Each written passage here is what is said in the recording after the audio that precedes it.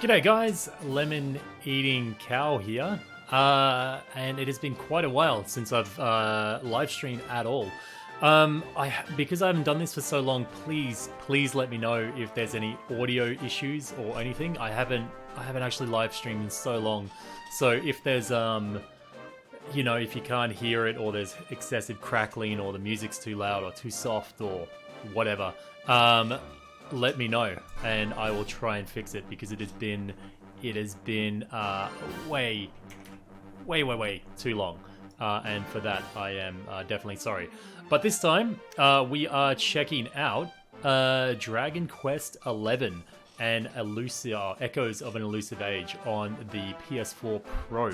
I believe it's also available for Steam on the the PC at the moment, or desktop, and it will be coming to the Switch at some time too, I believe.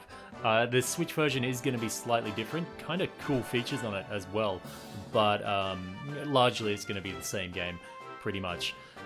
This copy was provided to me very gratefully by Bandai Namco AU, which actually do the distribution of Square Enix games here in Australia, so thank you very much to those guys. Otherwise, I've played the game for probably about 10 hours, maybe 12 hours or so now. I'm really quite limited on my time these days, but I feel I've got a pretty good impression of the game and I've got a hang of most of the mechanics. There is a few to come later game, but it's best not to talk about them now anyway, because that will go into spoiler territory. Otherwise, it's going to be pretty spoiler free. Hopefully, I'm just going to go over the gameplay mechanics, my impressions of it, and things like that.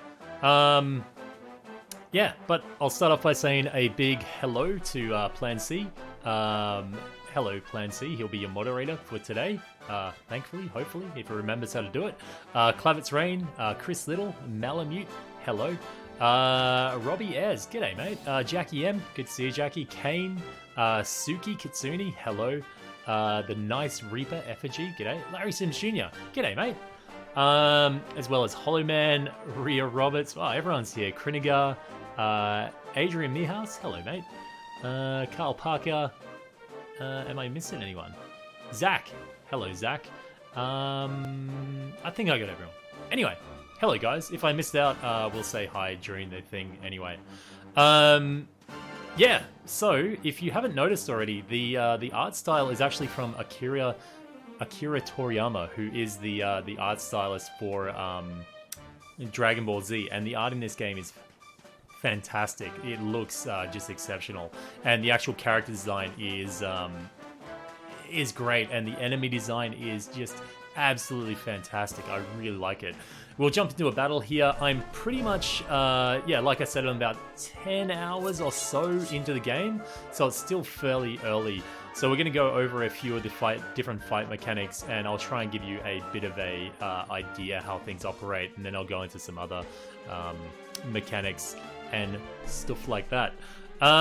So yeah, I am in a battle at the moment. Now, from this menu, you can just actually choose to fight straight up, but I actually have it set to auto battle at the moment. You can auto battle. So under tactics, you can set it so that people fight in different methods, like show no mercy. They don't care about MP. They just go skits and use their most powerful attacks, whereas you can make them focus on healing, but you can also make it so they follow orders, which I'll put everyone to follow orders, but you can actually say if you only want to control your main character, which is Lemon Cow here. The rest of them you can't change their name, but Lemon Cow you can, or the main character, who looks like, as Plan C says, Android 17. You can set them to follow orders, but you can set them so maybe 2 characters are following orders and the rest are automatic. But it's really good, the automatic mode, for farming, because you can just kind of switch off and let it do its thing, and it's pretty good about it actually. And you can flee, and yeah. Anyway, let's go into fighting. So you can, I've actually got it in the classic mode, so it's more like just a traditional turn-based RPG where you just stand in a row and wait for your turn to attack. The guy in the end is actually a NPC, Sylvando, I think his name is. But anyway, you have the standard like attack, spells, defend, You can actually change equipment during battles too, which is interesting and good, and then abilities as well. So this, we've got Eric. He's kind of like a thief class. So he has different type of spells there, and abilities as well. He's a thief, so he can steal things and poison people, of course. But yeah, we'll jump into it. This is the action cam, and next time I'll go with the new like modern cam as well. You can kind of go Super Saiyan-ish as well. It kind of has like cool effects and powers to everyone as well. So yeah, it's mainly just your standard attack, spells, abilities, things like that. But also, you can notice that my characters are glowing a blue at the moment. And when they're glowing blue, that's kind of like their limit break mode, and it kind of happens out of random, really. It just kind of really happens. So when you get that blue, you get pep powers. Now, when you're pepped up or you're blue, you can do extra damage. You've got extra critical chance, and you do extra damage with spells as well. But when 2 or more of your party is actually glowing, you get the access to these things which are called pep powers. And you can see here in the blue down there, it says requires both members to be pepped up, and distracts an enemy, does a sword slash before stabbing them back while their guard is down. Also, this one is between Lemon Cow and Eric. They do an attack and steal an item off them. But I just recently got more party members, and the more you have, you can do like more advanced skills, and they get kick-ass looking. Like, they look really damn good. But let's jump into one. I'll show you the real decoy. It's pretty cool, and they go into some pretty unique animations. And what's good about it too is that once you've seen it a million billion times, you can actually skip it. So that's good too. Anyway, we'll try it on the Spitfire here. Can you guys hear the in-game audio? I can't really, got no feedback on it. G'day, Battlescar. J-E-R. Hello. But yeah, it looks that's like the first one you get, so pretty basic. But you know, you can do debuffs. It's got all the traditional RPG tropes. So far, it hasn't. It's very, very traditional RPG. There's nothing that's been like... It's not exactly changing the game when it comes to JRPGs or RPGs in general. And for some people, that might be like, I want a modern role-playing game. But I don't think it's a bad thing. I really love the traditional JRPGs, and this one is spot on. It does... What's best about it that it doesn't do anything... Like, I mean, it doesn't try and go too crazy. It takes all the old stuff, but does it very, very well.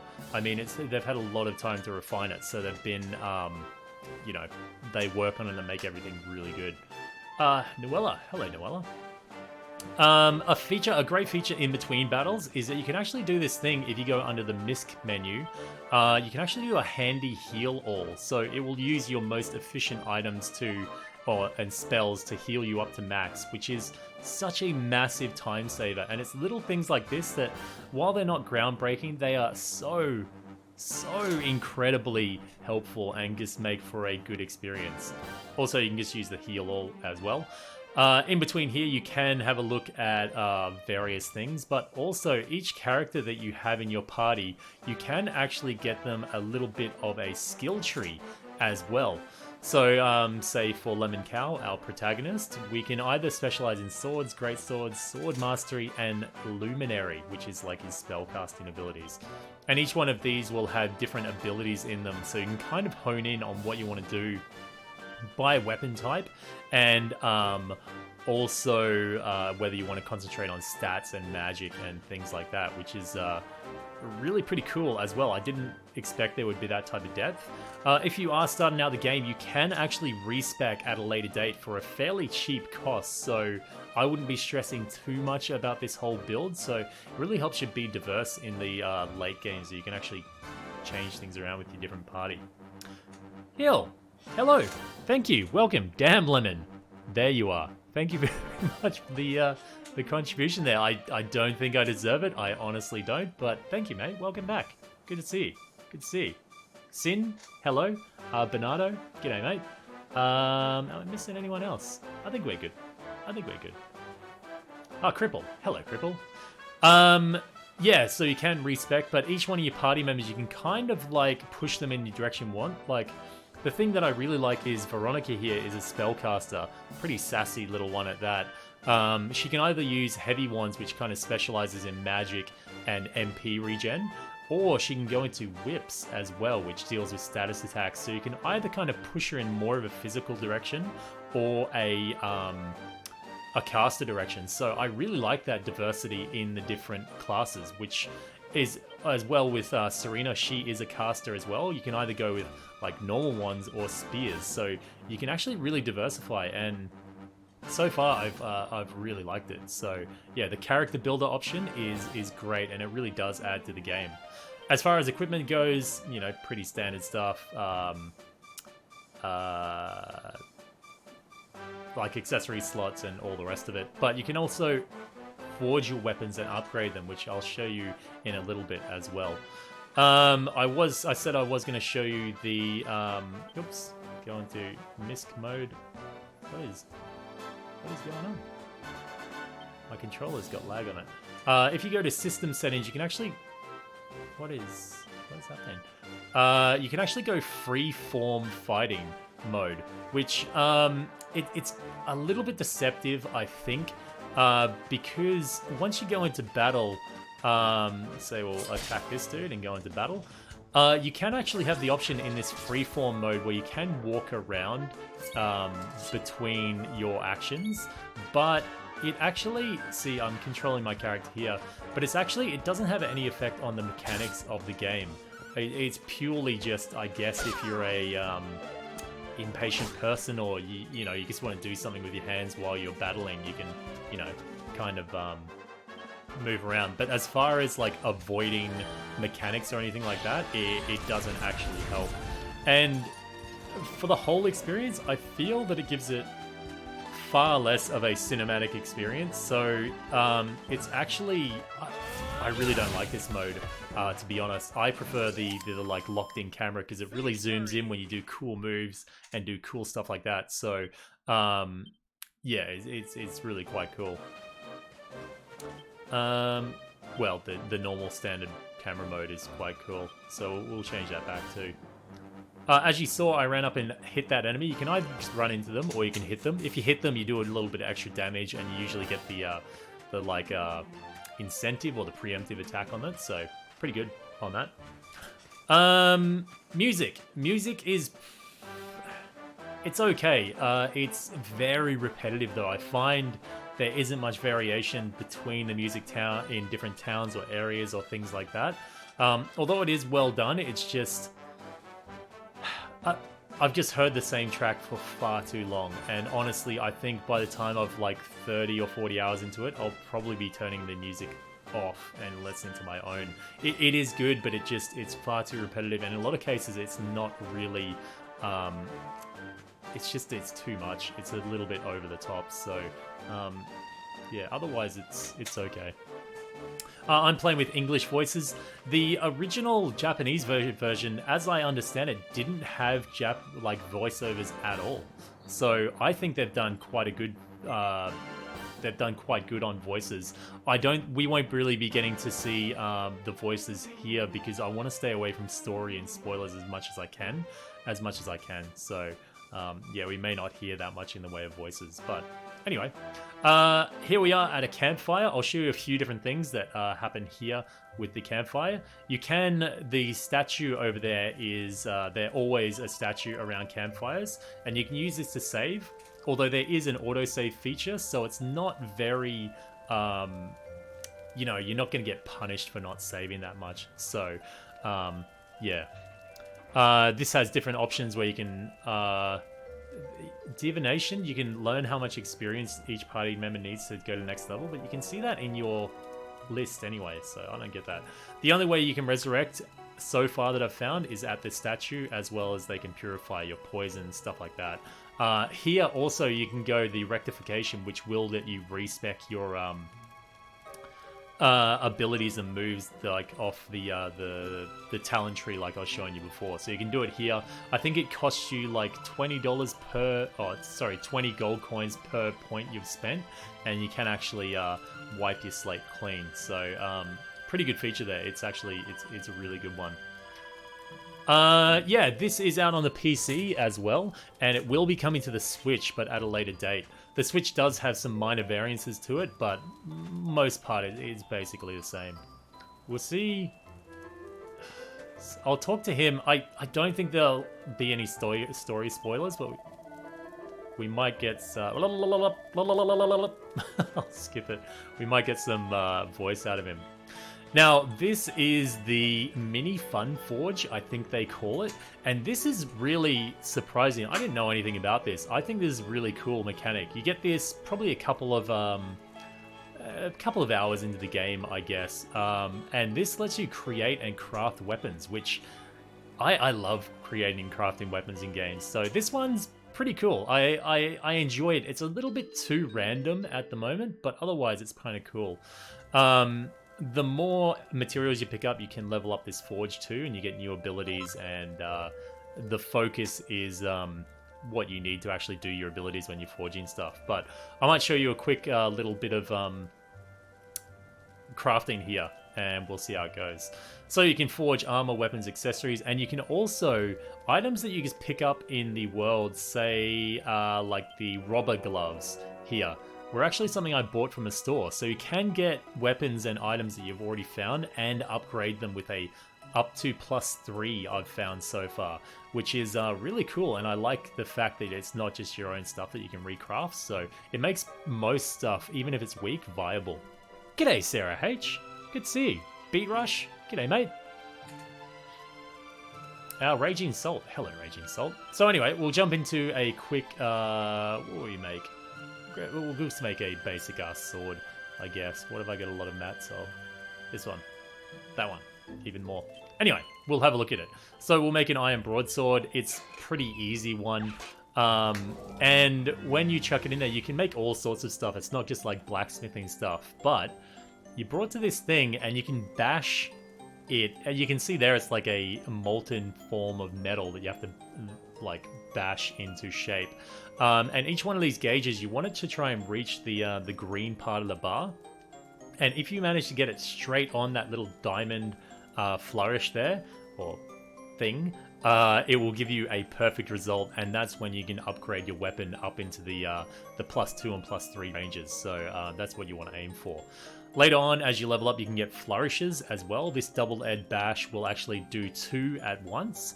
And this lightning bash can actually do like half strength, so you can use that to kind of tap it into that sweet zone as well. You can see the temperature up the top. I believe the hotter the steel or whatever you're fashioning is, like the more the bar will fill up when you hit it, I believe. But at the moment, it's really RNG. I haven't really got the big hold of it, but as soon as I figure it out, I'll be making a guide on it, hopefully. So anyway, let's give this a try. Give it a bash. See there, it went up. Now, judging from that, I would say probably one more of those bashes and I'd get to the sweet spot. See, this is what I don't get. I'm like bang on it and it doesn't light up. You'll know when it's worked because it'll actually fully light up. So let's try one of these skills and we'll go full on knock for that. Let's do that again, actually. You can see the sword is taking shape up the top. It was right on it. Anyway, this one should hit. God damn it. Let's see if we can... This is probably a bad idea, but let's see if we can just... God damn. Oh well.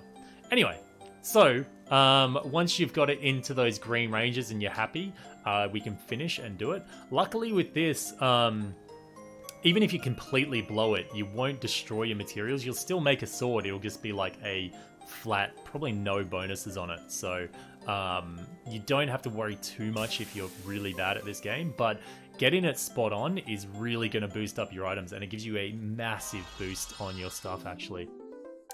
G'day, Clavets. Did I say hello to you before, Clavets? Anyway, mate, hello. Hello. Beat Rush, did I say it? Man, it's been too long. I'm bad at this. I'm really bad. Valkos, hello, mate. I looked at your stream earlier, Valkos, as well as Sarah. I just missed your stream, Sarah, actually. But yeah, I've been trying to check as much. I've just been lurking a little bit. And there you go, Lemon Cow successfully forges an Iron Broadsword +2. And the more plus you've got on it, I think +3 at the moment for me is the highest I can actually go. And it does make a huge difference. If you're going to play this, I'd recommend forging everything you can. Try not to buy from the stores because the stuff you can forge is going to be, in most cases, more powerful. So, really good stuff. And then you can see I've got these Perfectionist Pearls. So every time you successfully make something, you can have a try at reworking them using the pearls. So this one takes a lot because it's an accessory I found and it's quite powerful. So we'll give this one a whack. If I mess it up, whatever, it doesn't matter because it's not going to break it. It's just going to cost me a lot of materials. So yeah. G'day, Red Hawkins. Ah, man, it's no good to hear you've had a crap week, but hopefully I can make it halfway better. Dude, come knock on my door. It won't take $1,000. I suppose it might take $1,000 to get here. Wow, I don't think I can actually make this. So you can see this one, because of the difficulty, there's probably some flourish later on I can get to make it. I think it gets down to like, I don't know if I'm going to be able to do this. Oh, maybe that's going to go sweet. Oh, god damn it. That totally should have gone sweet spot. Or I reckon if I can't afford it. I reckon if I give that one more knock, will it go over? Oh, you bastard! No, that's on it. That's in the green, right? Anyway, is it a +2? Success. Yeah, it's a +2. Anyway, so yeah, I actually really like forging and reforging. It's one of those things that I look forward to fighting new enemies so I can steal their items and then come back and reforge new stuff. And the way you learn new recipes is looking at books and picking them up in the real world and stuff like that. Otherwise, this guy's a little shopkeeper. And then, let's rest. I think there's not much else I can do. But anyway, let's take a little bit of a rest. Anyway, yeah,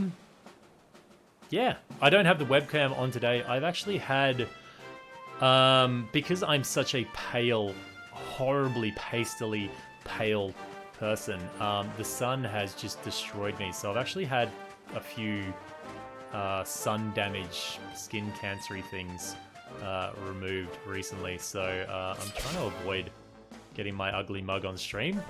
But yeah, everything's good though, but otherwise. If you're wondering, let's just get in. We'll do a couple of battles, and then I'll go to town, and I'll show you the towns as well. Hopefully we'll get some speech if we go back to town. Let's put it on. Yeah, we'll go to town. What was I saying? Stuff. I don't know. Cameras and things. Yeah, I've been, basically... I'm not gonna try and make too many excuses, but basically it's my fault that I haven't been on stream for so long.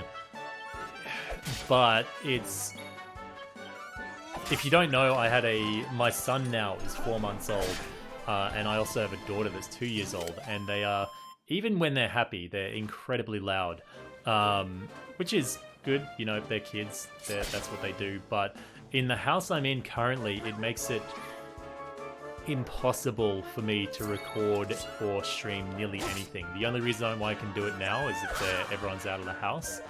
But it's been honestly an incredibly frustrating experience for me because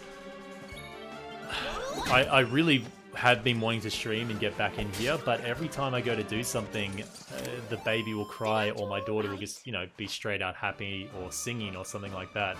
And I found the more I was attempting to stream and record things, the more frustrated I would get, and I was finding that I was kind of taking it out on other people. Not like beating my kids or anything, but, you know, of course I'd be like grumpy and things because this wasn't working. So one day I couldn't kind of like half do it, so I just had to step back from YouTube for a little bit and just think, you know, and rethink things a little bit. So at this point I still don't know where my future lies. I'm actually looking for an office at the moment because it's absolutely impossible for me to do it right here. Whether that's going to work out or not is yet to be seen, but at this point there's really, my future as far as YouTube goes is really up in the air, which is very disappointing because I miss it so much. I really do. I miss all you guys. I miss talking with people. I really do, because otherwise I have no outlet for my... Wow, I am getting freaking ruined. Otherwise I really have no outlet for my gaming needs and things like that. Yeah, it's just... I don't know, man. It's very important to be a father and stuff, but I feel like at the moment it's... you know, there's zero compromise, so yeah. I actually tried... Before I stopped streaming, I actually spent a fair amount of money on getting like a soundproof booth type of thing, like with fully acoustic installation and everything in it. But it was just, it still didn't work with this house, and it's not going to work with this house. So I don't know, man. It's disappointing. I'm looking at offices at the moment, but that would of course mean, you know, extra outlay every month. And from me having taken a break for so long, I'm under no illusion that I'm gonna have like 1 million billion viewers or anything.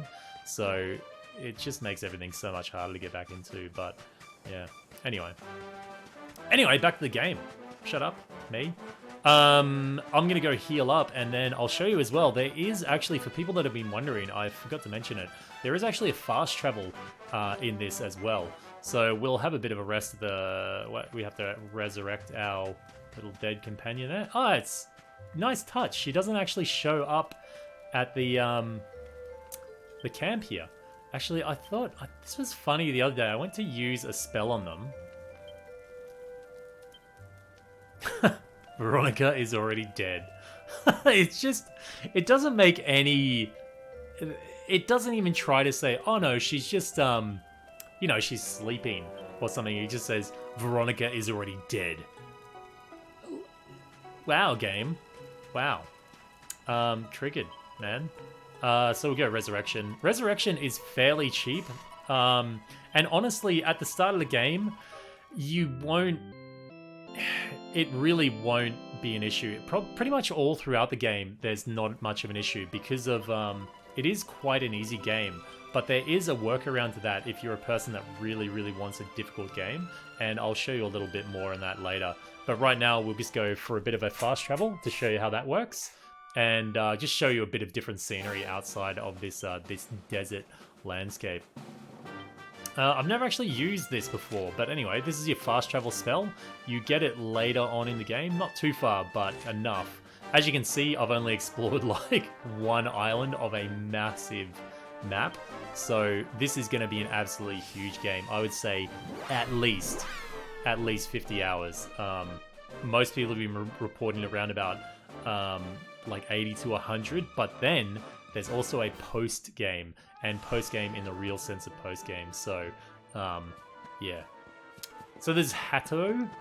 This is one of the kind of the beginning villages, and the great thing is all the different villages have different themes. Like you can see, this is kind of like a old school rural kind of Japanese design to the town, and then the other town we're in is kind of an Egyptian like Arabic feel to it. So, and along with it, all the different people in the towns have different dialects and way of talking as well. I think this town, or it may be another one, they all talk in poems or poetry. Really, really odd, but yeah. Anyway, I'll go talk to... I'll see if we can get some speech, but like I said, I really don't want to get into a town and then bust out this big story spoiler, so I'm trying to avoid that. But it is all in English, and there's a lot of voice acting. Despite us not seeing it at the moment, there is actually quite a bit of it. So we're going to the bathhouses at the moment, and a cool thing is that your main character actually changes outfits. I think I've already had like 4 different outfits on already. I'm not sure if you can choose them at will, but yeah, you can do that. It doesn't look like we're going to get any voice dialogue, but this is the bathhouses. And I need your help, actually, because I don't quite understand what goes on in this next bit.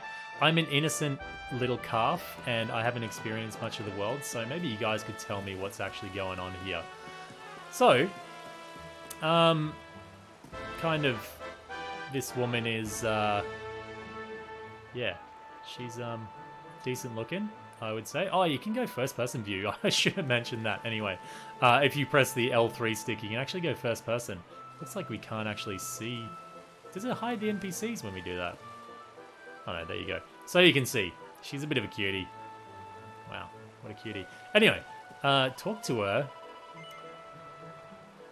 Yeah, her lo, thou art surpassing fair of face. Wilt thou sample the sensual puff puff?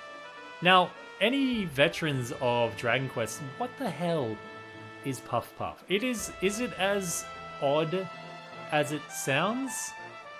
Then let the ritual begin. What is puff puff? Either they're puffing you like a pillow, or you're maybe smoking something, or they're panting while they're doing something else. I don't know. Especially because you get one in a town soon, and somebody unexpected shows up while you're doing it as well. So I don't know what puff puff is. It's interesting, but anyway, I would, yeah, you definitely need an adult. As you can see, there's sparkles throughout the game. Fortunately, it's not Final Fantasy 15 style. There is treasure chests as well. You'll note that sparkles are usually things that you can just, like, crafting materials and things like that, whereas treasure chests will have weapons and items and stuff like that. So, is it a prostitute though? Because I won't spoil it, but later on you go to a town and somebody else pops up while you're doing it. I question whether it is sexually related, because it would be at least awkward if that was the case. Where am I going? You can actually, I don't think this was in the Japanese version, but you can actually run really, actually uncontrollably fast if you press down the R2 button, which is great. And also, if you press the options button, you get an auto run feature, which is like, wow, what? It's so good. Look at that. It's so good. These are things, like I was saying, it doesn't break any molds in the term of like JRPGs, but it just does everything you expect it to, but better and more polished and with higher quality of life. So awesome for that in that regard. Like, even just that auto run thing it's so helpful, especially if you combine the auto run with auto battle as well.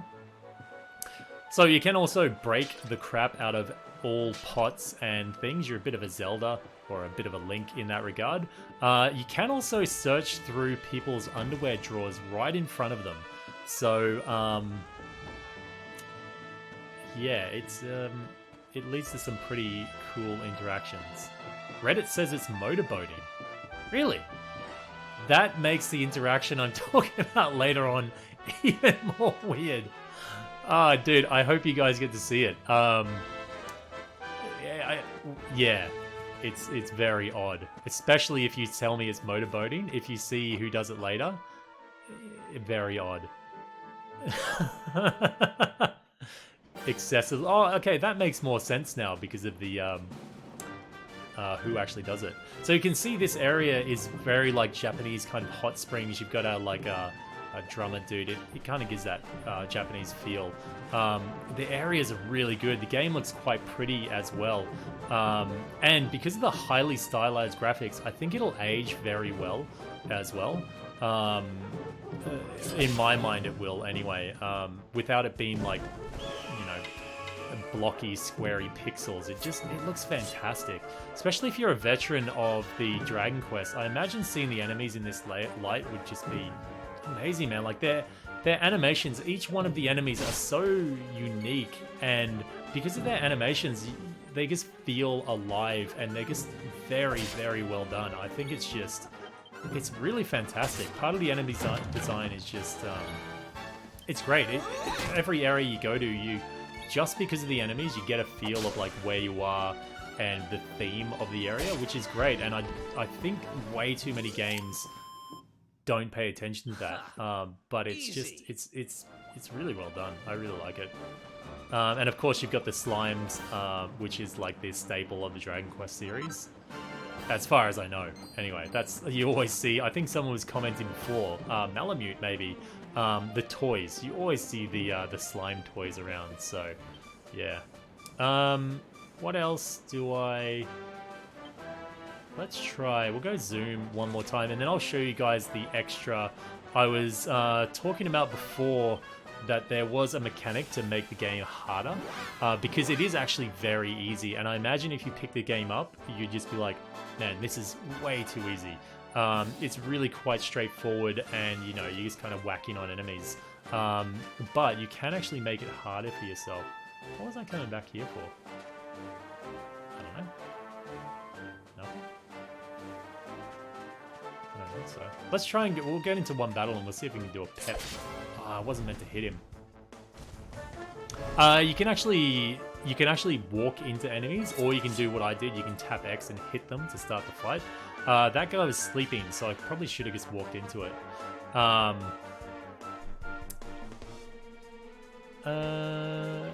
What is motorboating? Oh, Hozzy, man, maybe you should ask Google. Actually, what's that? Wedding Crashers does a good job of it. You motorboating son of a bitch. Alright. Yeah, like I was saying, if you just walk up to an enemy that's sleeping, they're actually still asleep while you're battling, so really good stuff.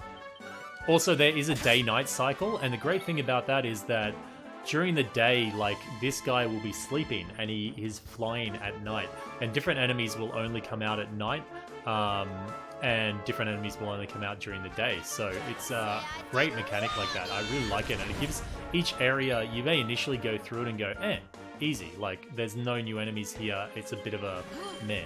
And then it hits night and the zombies come out, or the ghosts or something like that, and they really start kicking your ass. So it's really cool that it's got that day-night diversity to it as well. Is Puff blowing? I don't know. I don't see the motorboating from Puff, but anyway. No, that he gets leveled up, and you get skill points for leveling up, which you can spend on that talents wheel that I was showing you before. G'day, Hollow Man. I'll just show you quickly the day-night, and then we'll have a look at the draconic quests as well. So we can rest here until let's go night. So before we saw that the Spitfires was sleeping. But now I think if we go out, he should be, yeah, there he is. He's all in full attack mode, and there's ghosts roaming around. So really good. It just adds to the diversity of the area, which is great. So you want to try and explore each area in the 2 different cycles, which is really cool. Actually, a little tip in this area, which is Galapagos or something, Gallipolis. You can actually find metal slimes here. They always run away straight away, but they give a ridiculous amount of experience. So you really, yeah, you want to be beating the crap out of him during that. Let's see if he's more aggressive at night. Maybe it's just because you don't get the wake up attack on him, but if he dominates us, then we know what's going on. Rah! Puff Puff is from Dragon Ball as well. Man, speaking of Dragon Ball and lewd things, the best thing is when Goku, I think is in Dragon Ball GT, maybe? He's looking for... he looks at Bulma's underpants and wonders why she doesn't have balls like Master Roshi, which is just amazing, man. Amazing, good scene. Puffoo, Puffoo. Okay. When a man puts his head between a woman's breasts and blows raspberries, is Puff Puff, apparently. I have never heard it referenced as that, but there you go. I'm sure... See, that's my problem. I've been walking up to women and saying, hey, can I motorboat you? And of course, slapped in the face and kicked in the groin. But I'm sure if I said, hey, do you want a bit of Puff Puff? They might go, oh yeah, I'll give it a shot. Let's give it a go. Anyway, is there anything else, just before we jump out of the game and then into the menu, I'll show you the thing. Is there anything else people wanted to see in the game? Like you're a bit on the edge and you're like, oh, have you got any questions about gameplay or anything like that? A delicious hamburger. Should I play this or Spider-Man? Dude, that completely comes down to like, you know, your preference in games. If you really like JRPGs, just solid classic JRPGs, you have to get this. But if you want something a little bit more action orientated, Spider-Man's looking damn good.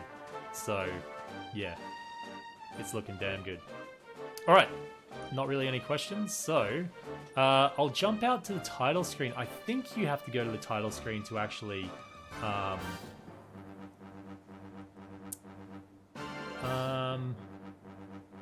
to enable this.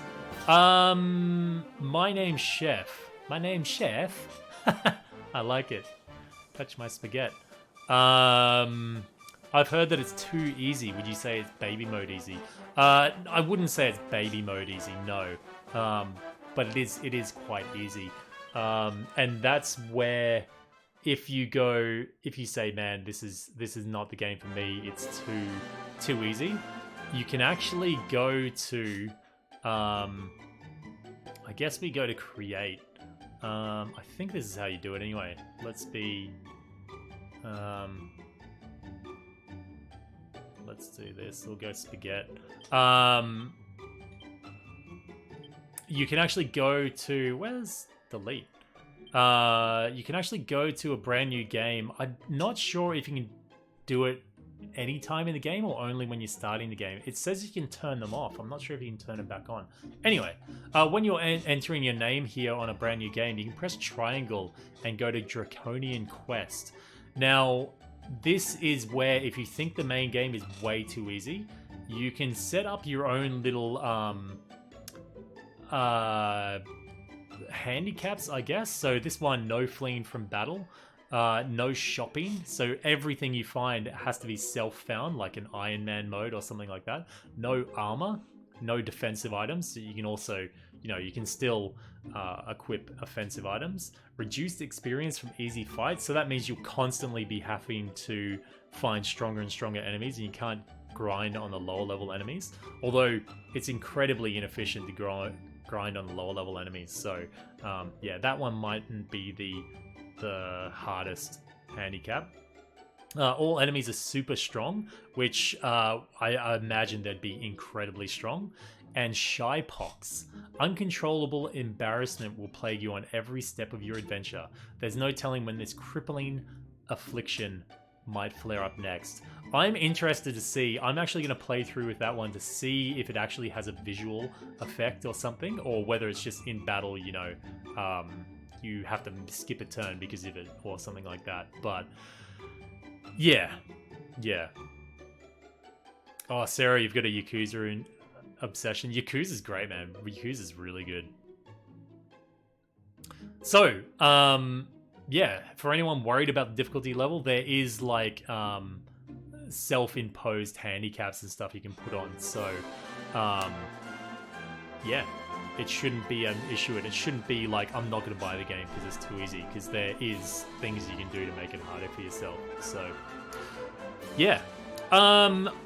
So, that is, that's my impressions of the game. I would say well, that's more of the mechanics. But my impressions so far, I'm really enjoying myself. I think it's a fantastic game. And if you are a fan of old school JRPGs, you will absolutely adore this. Like I said though, if you're looking for a game that has twists and turns and Game of Thrones plot style, this is definitely not the game for you. If you're looking for something that's going to break ground, this is not going to be the one for you. But everything it does incredibly well. It looks fantastic. It sounds great as well, like as far as voice work goes, and the music's okay. And all the mechanics in the game are very solid, and it just does everything really well. And the character design is just so good, so good. Is it better than Final Fantasy 15?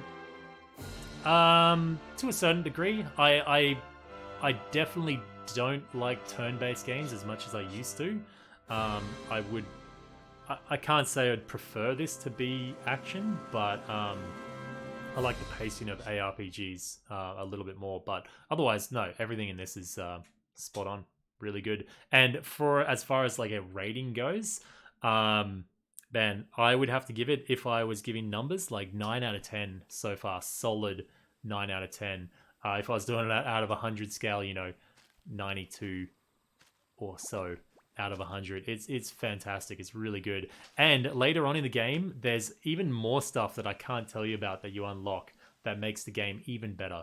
So, Raging Salt, there is no character creation. No, you only get that Android 17. But it would have been a really nice touch because your character is, I should have mentioned, is a completely silent protagonist, which is, I think, really good. So you could have really designed your character however you wanted, but anyway, it fits the purpose anyway. He looks cool, I think, and yeah. What would I give the story out of 10? I don't know, 7? Not because it's like fantastic or amazing. It's just, it does what it needs to do. It's not intrusive to the point that you're looking at cutscenes for like an hour at a time, but it's a little bit cliche, which is fine. I don't mind cliche, but it's definitely a very classic storyline. So yeah, but it's definitely, like I said, it's not plot twists and turns all over the place, and yeah, it just does what it needs to do, which is great. Yeah, but the characters really carry it. Their personalities and their animations and everything like that kind of, the story's enjoyable because of the interaction between the characters so far. So it makes for a really cool experience, all in all, even though it's not going to be the most original thing,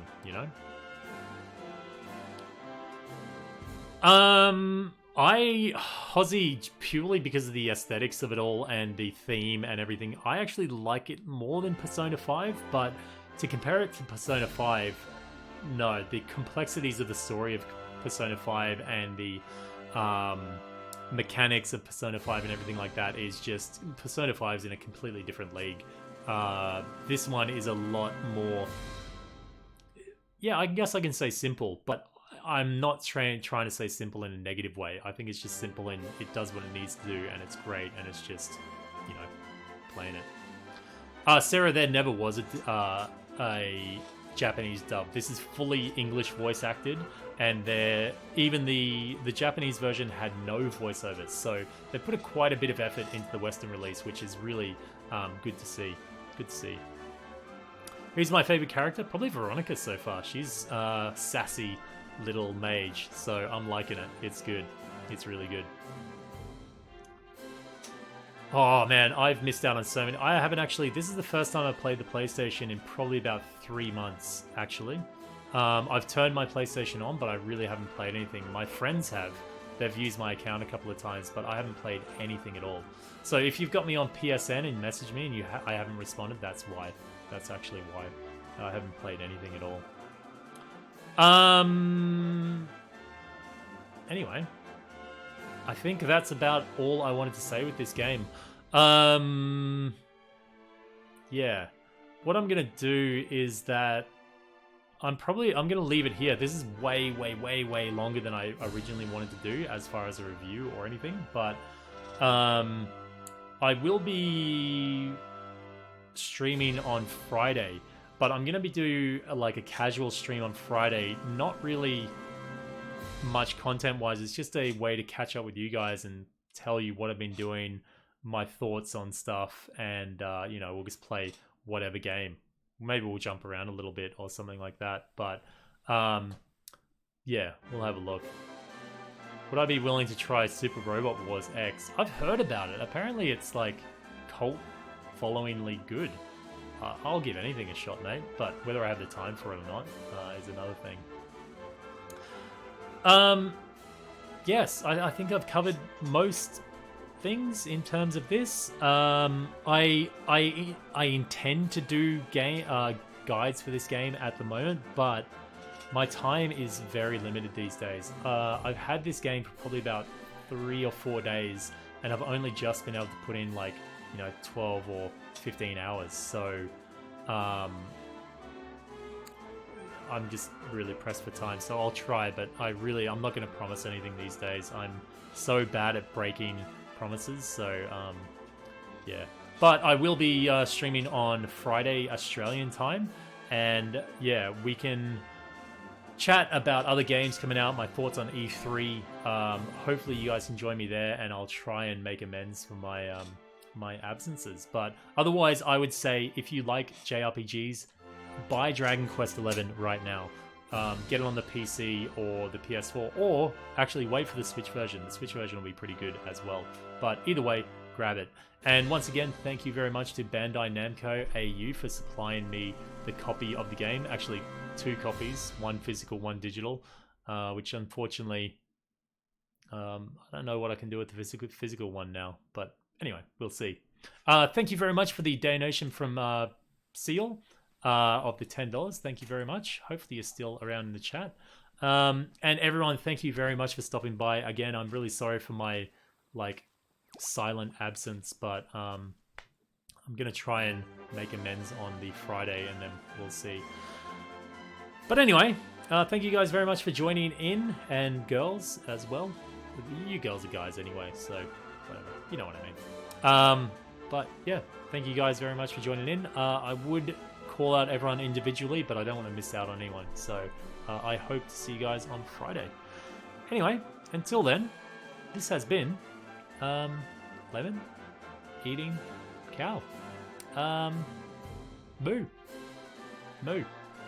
See you guys. Thank you very much for stopping by. Moo.